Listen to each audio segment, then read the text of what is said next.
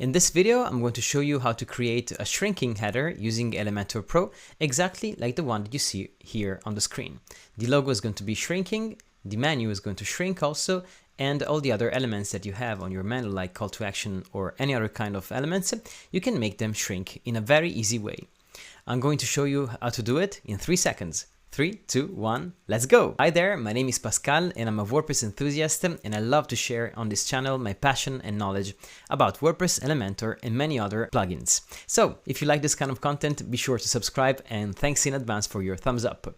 Now we're going to start from this situation here. So we have a header that is not sticky and that is not shrinking, you see, and we're going to transform it. So I'm going to open my theme builder, I'm going to select my header, which is this one, and I'm going to edit a few details. The first one is to select the container here. Be sure that in the advanced tab we have no setup margin or padding, just 0 values here. So if you have some values like this, be sure to cancel them here and use just 0 everywhere. Okay, now we scroll down and we go to the motion effects. We make sure that our header is going to be sticky, so we enable the sticky top. And then here, be careful to add the FX offset about 100. In my case, it works fine, 100. So I publish. I can go and have a quick preview of this effect now. If I go and visit the page where I'm using this header, which is this one, the header looks perfect. It is transparent. I have a transparent background and it is looking fine, perfect. Now I need to do a few things if I want the elements to shrink. I go back to my header and I say that I want to shrink the logo, for example. I select the logo, I click on the advanced tab, and now there are several ways that you can use to achieve this effect. In this tutorial, I'm going to show you a very easy way to do so without having to touch CSS code. We will scroll down to motion effects and we will enable scrolling effects. We will then go to scale, and here we make sure to select scale up. We go here and select -2. We go here and select the viewport bottom 0%, and the other selector we put it to 4 or 5%. Okay, now we select here the effects relative to entire page. This is gonna be an effect, a solution very easy, and of course there is just one negative point, which is the fact that if you have very long pages, this effect is gonna shrink really slow. So just make sure to adjust your values based also on the length of your pages. But in general, if you put 0.4% as you saw before, it was gonna work fine. Now if I go and preview my page here, and I try to scroll down, I see that the logo shrinks perfectly, you see? And this is already a great solution if you want. If you want, you can apply the same system also to all the other elements, the menu and the button. Let's do it together so you see the effect that you're going to achieve. Let's go to the advanced tab here. We scroll down to motion effects. We enable scrolling effects. We go and enable scale. We make sure to select scale up. We make sure to have -2, and we make sure to have 0.4% here in the viewport bottom. Okay, now make sure to select here this effects relative to entire page. If you do not select this, the effect is going not to work. So be sure to select this, and when you scroll down, you see that the menu and the logo are shrinking perfectly.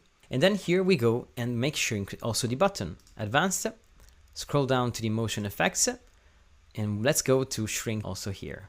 Scrolling effects, scale up, -2 and 0.5% or 4, as you wish. Let's do 4. Okay. Now we'll try to see yes, you saw here I forgot to enable the effects relative to, and here I have to select entire page. And when I scroll down now, everything is shrinking perfectly. If I go and publish and have a quick preview of my page, it is perfect. I go and I see it also on my page and it's working fine. Wow.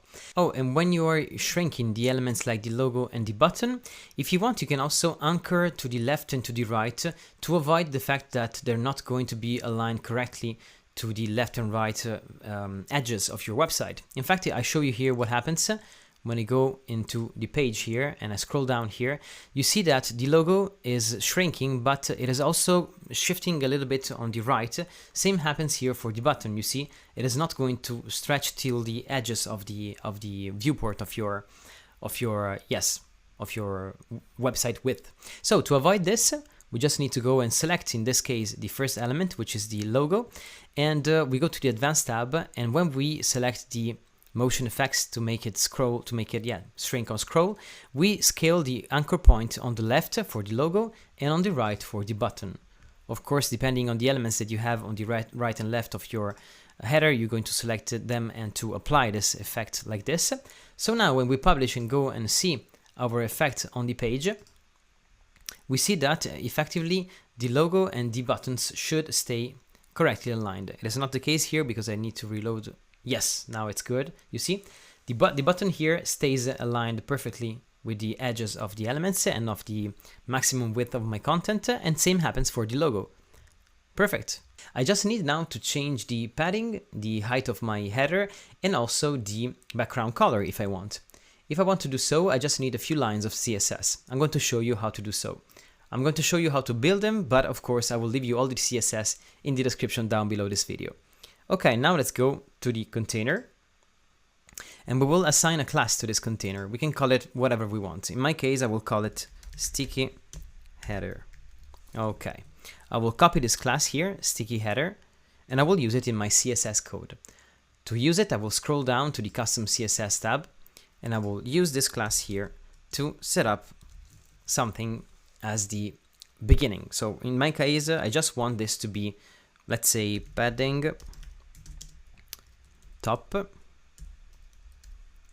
10 pixels and padding bottom the same, or even something in rem like 0.3 rem. Okay, maybe something more, 0.5 rem, and the same down here, padding bottom 0.5 rem. Okay, now I'm going to do transition all 0.3 seconds. Okay, and I'm going also to force this because for some reasons it is not easy to assign this to this element. We will use important, even if it is not a best practice. In this case, we will use it. And down here, okay, now it is working fine. We will use it again now, the class applied when the effect is going to take place. So when we are scrolling effectively. So we go sticky header, and then we add another class which is added by Elementor, and it's called Elementor sticky effects, like this. Okay, let's go and add a different value for padding. For example, padding top and padding bottom, we're going to reduce them to 0, for example. Let's see if it works fine, or 0.1 rem. You see, it is working fine. Voila, beautiful. It is very subtle, you see, and the header is shrinking. So we have basically the first class that is just going to control how the padding works when the header is in normal state. And when we scroll down, we see that the padding top and padding bottom values are going to change from 0.5 to 0.1 rem. So this is just a simple way to do so. As I was mentioning, there are many ways to do the same things. So this is just a simple solution if you want to apply it to your website, and it's going to work fine.